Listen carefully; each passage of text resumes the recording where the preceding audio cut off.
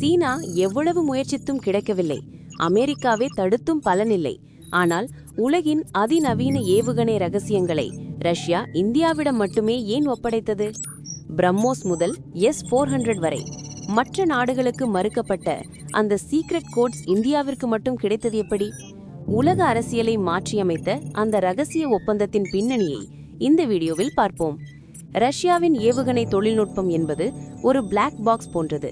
அமெரிக்காவின் அதிநவீன ரேடார்களால் கூட கண்டறிய முடியாத வேகம் மற்றும் துல்லியம் இதில் உண்டு.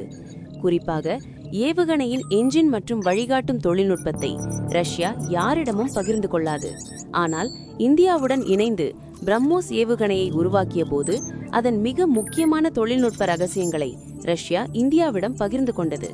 இது ஒரு சாதாரண வியாபாரம் அல்ல, இது உலக நாடுகளையே வியப்பில் ஆழ்த்திய ஒரு மிகப்பெரிய நம்பிக்கை. சீனாவிடம் விற்கப்பட்ட தொழில்நுட்பத்தை விட இந்தியாவிடம் பகிரப்பட்ட தொழில்நுட்பம் பல மடங்கு சக்தி வாய்ந்தது.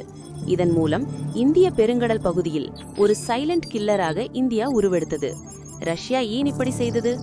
சீனா ஒரு நாள் தங்களுக்கு போட்டியாக மாறும் என்று ரஷ்யா அறிந்தது. ஆனால் இந்தியா எப்போதும் ஒரு நிலையான நண்பனாக இருக்கும் என்று நம்பியது. இந்த ஒரு முடிவுதான் இன்று அமெரிக்காவையும் சீனாவையும் இந்தியாவை நோக்கி கவனிக்க வைத்திருக்கிறது.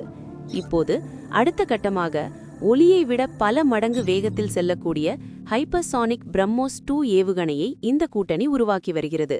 இது பயன்பாட்டிற்கு வந்தால் உலகின் எந்த ஒரு பாதுகாப்பு கவசமும் இந்தியாவை தடுக்க முடியாது. இந்தியாவின் இந்த அசுர வளர்ச்சியை பற்றி நீங்கள் என்ன நினைக்கிறீர்கள்? கமெண்டில் சொல்லுங்கள்.